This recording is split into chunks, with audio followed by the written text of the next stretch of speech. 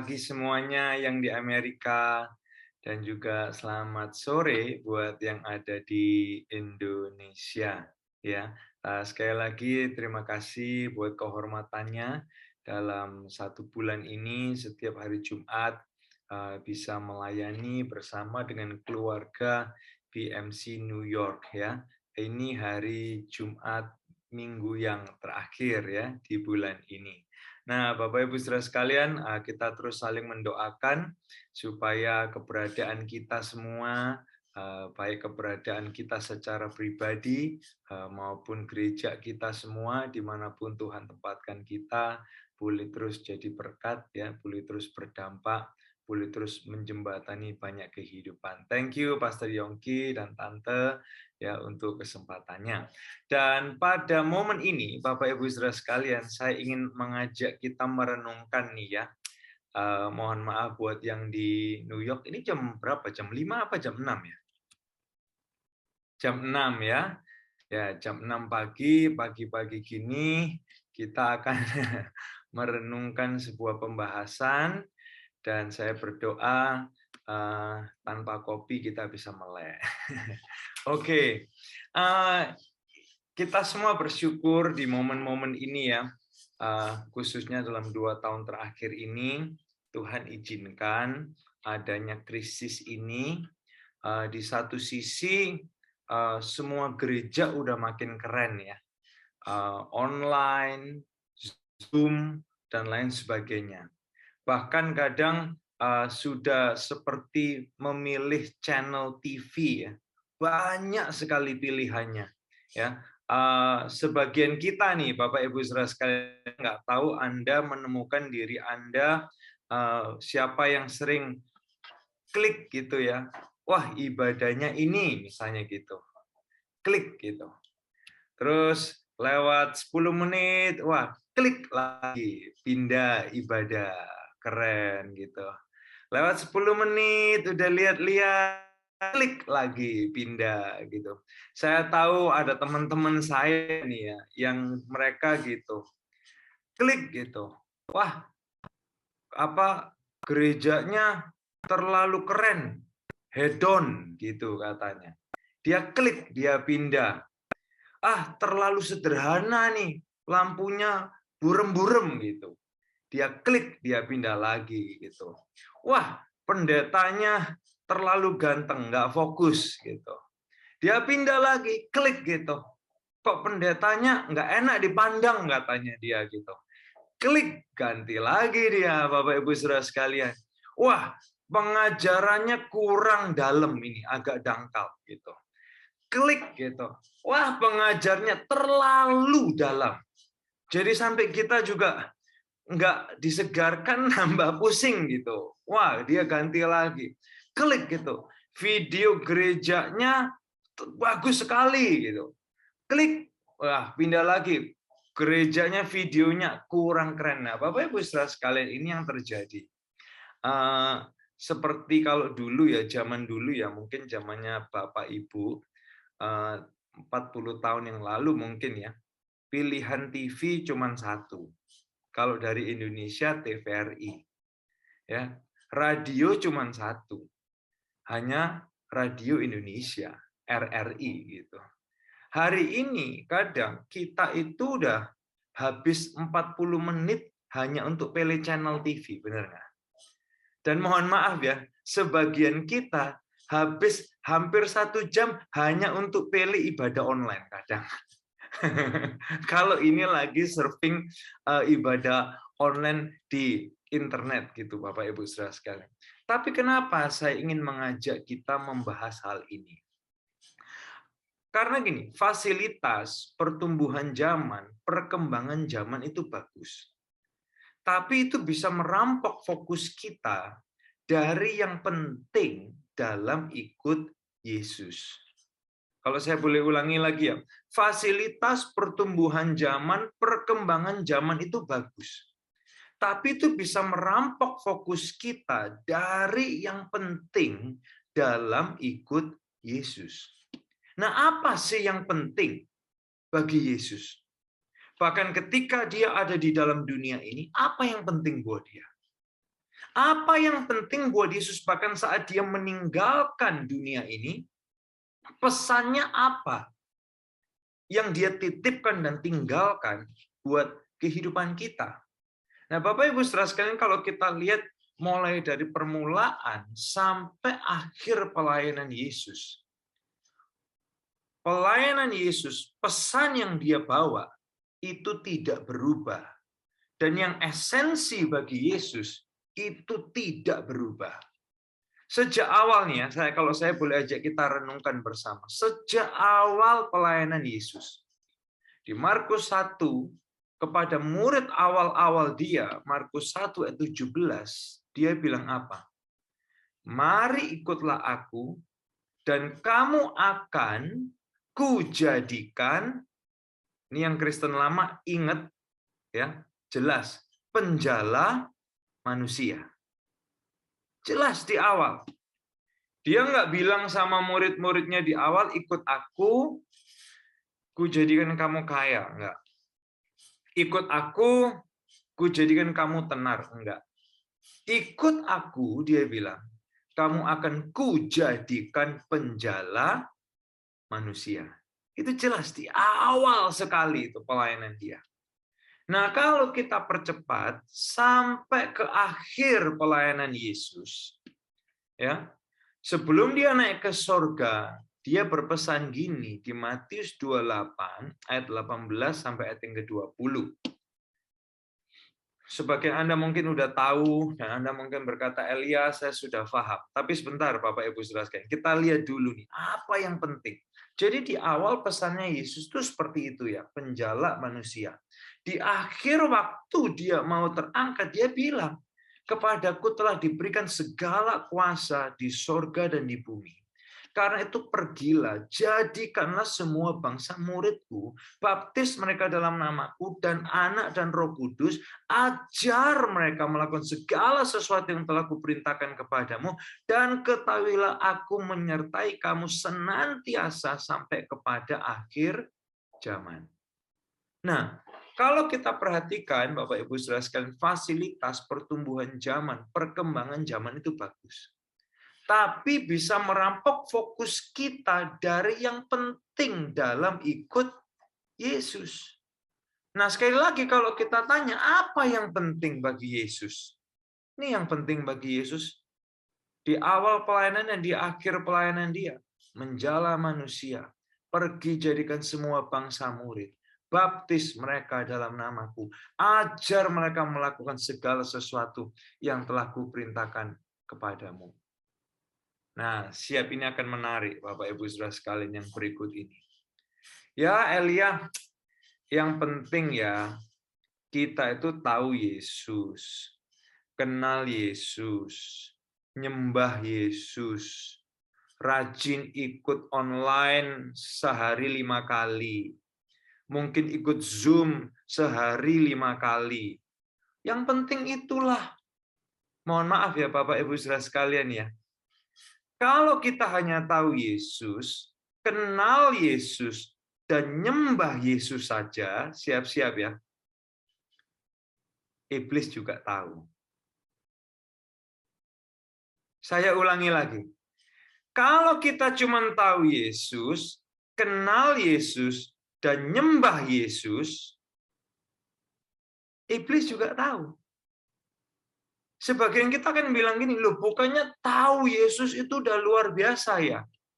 Awalnya benar, tapi jangan sampai situ aja. Kenal Yesus kan hebat. Iya, tapi jangan sampai situ aja. Wah, nyembah Yesus, ganti online service dari satu online kebaktian ke online kebaktian, dari Zoom satu ke Zoom yang lain. Kan bagus. Iya, tapi jangan sampai itu aja.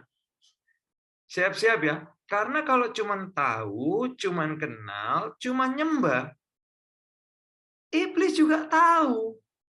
Iblis juga kenal. Iblis juga nyembah. Wah, sebagian Anda mungkin gini, yang benar nih. Kalau ini pertama kalinya Anda dengar saya khotbah gitu kan. Ini orang muda bicara kayak gini gimana ini orang ini gitu. Iblis juga tahu, iblis juga kenal, iblis juga nyembah. Gimana itu? Nah, buktinya di mana? Mungkin sebagian Anda tanya gitu ya. Yuk kita lihat sama-sama. Hari ini kita lihat buktinya. Pagi hari ini saya berdoa ya. Ini mencelikkan kita semua, membuat kita kembali kepada yang penting pagi hari ini. Ya, boleh kita lihat buktinya? Kalau Anda bertanya, mana buktinya? Iblis tahu, iblis kenal, iblis nyembah. Siap, Bapak Ibu Saudara sekalian ya? Ya, kita lihat sama-sama ya. Kita lihat yang pertama, ini buktinya. Markus 1 ayat yang ke-23 sampai ayat yang ke-24. Markus 1 ayat 23 sampai ayat yang ke-24. Yang masih tiduran nggak apa-apa, Bapak Ibu Saudara sekalian, saya bacakan ya. Ini menarik. Pada waktu itu di dalam rumah ibadat itu ada seorang yang kerasukan roh jahat. Ini menarik kan? Di rumah ibadat kerasukan. Aneh kan? Nah, ini kan pertanyaan kita juga, mikir dong kita. Wah, Elia pagi-pagi bikin orang mikir gitu kan. Di gereja bisa nggak kerasukan gitu? Hah? Wah, ini di rumah ibadat kerasukan nih. Bukannya rumah Tuhan. Tuhan hadir di sini. Bapak Ibu Saudara sekalian, ini perhatiin ya. Kalau orang yang sungguh-sungguh bertobat, menurut saya yakin tidak bisa dirasuk. Tapi dipengaruhi bisa. Dipengaruhi oleh pikiran yang buruk, pikiran yang negatif, pikiran lewat hati ya yang keras, lewat hati yang nggak ngampunin, itu dipengaruhin bisa kita.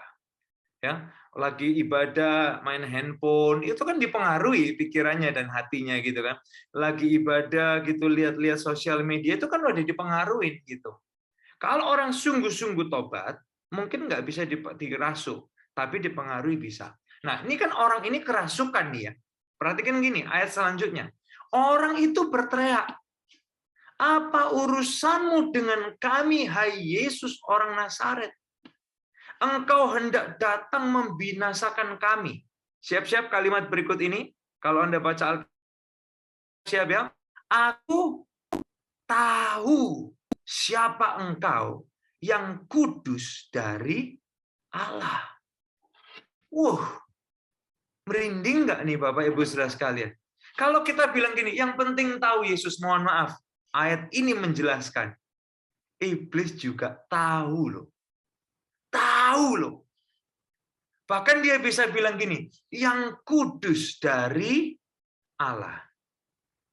Ini kalau dijadiin lagu rohani ya. Holy one from God. Holy, holy, holy. Iblis juga bisa lo ngomong gitu loh. Kalau cuman tahu, dia tahu nih ternyata nih. Oh, nyanyi rohani, menyebut hal-hal rohani. Holy one from God. Dia juga bisa, Bapak Ibu Saudara sekalian. Selanjutnya nih ya. Ini menarik nih. Makanya kalau kita cuman tahu, cuman kenal, cuman nyembah, iblis itu tahu. Dia melakukan hal yang sama. Nah, ini akan menantang iman kita hari ini. Nah, mana buktinya dia kenal Yesus? Mana buktinya dia nyembah Yesus? Saya ingin ajak kita lihat nih Bapak Ibu Saudara sekalian, kita lihat Markus pasal yang ke-5 ayat yang ke-6 sampai ayat yang ke-7. Markus pasal 5 ayat yang ke-6 sampai ayat yang ke-7. Kalau Anda siap baca ya, Anda perlu baca nih biar paham nih gitu. Ketika ia, ini bicara orang kerasukan lagi, melihat Yesus dari jauh, berlarilah ia mendapatkannya. Lalu ngapain Bapak Ibu Saudara sekalian? Menyembahnya. Loh, gimana nih? Dan dengan keras ia berteriak, apa urusanmu dengan aku? Hai Yesus, anak Allah yang maha tinggi. Wow, Bapak Ibu Saudara sekalian.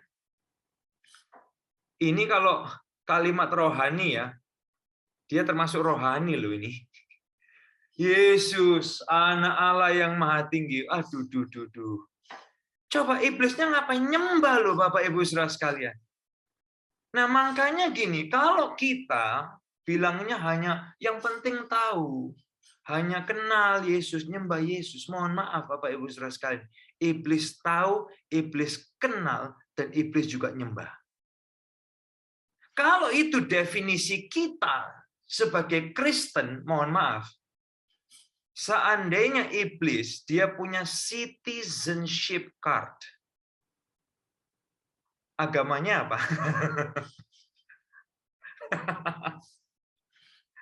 Kristen dong. Hah? Gimana nih? Kalau kategori kita Kristen itu adalah tahu Yesus, kenal Yesus, nyembah Yesus, maka iblis kalau dia punya, kalau orang Indonesia KTP kan, kalau American kan citizenship card mungkin gitu ya, ID gitu. Iblis kira-kira agamanya apa coba? Christians. Hah? Bapak Ibu Saudara sekalian, come on. Ternyata tahu Yesus bagus sih. Kenal Yesus bagus. Nyembah Yesus itu bagus. Tapi jangan sampai situ. Karena kalau cuma tahu, kalau cuma kenal, cuma nyembah, iblis ternyata baru kita baca. Ini bukan saya yang keluar, ini Alkitab yang ngetulis dengan jelas. Iblis ngelakuin semuanya. Tapi tahu nggak Bapak Ibu Saudara, kita landingkan nih pembahasan kita. Tahu nggak apa yang iblis nggak bisa lakukan? Ini yang iblis nggak bisa lakukan. Melakukan kehendak Tuhan. Karena cintanya Tuhan. Itu yang iblis tidak bisa lakukan. Iblis nggak bisa memuridkan orang dari penipu menjadi orang yang berintegritas. Dia tidak akan pernah mau lakukan itu. Iblis nggak akan pernah bisa merubah orang yang tadinya kepahitan menjadi orang yang mengampuni. Itu dia nggak akan pernah mau lakuin itu.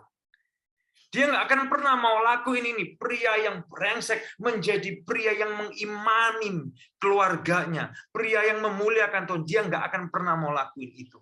Yang terhilang kembali pulang dan melayani Tuhan. Itu dia tidak akan pernah mau lakuin itu. Mengajar orang yang tidak kenal Yesus sampai kenal Yesus dan bertumbuh mengalami Yesus dan kepenuhan Yesus. Itu yang iblis nggak akan pernah mau lakuin.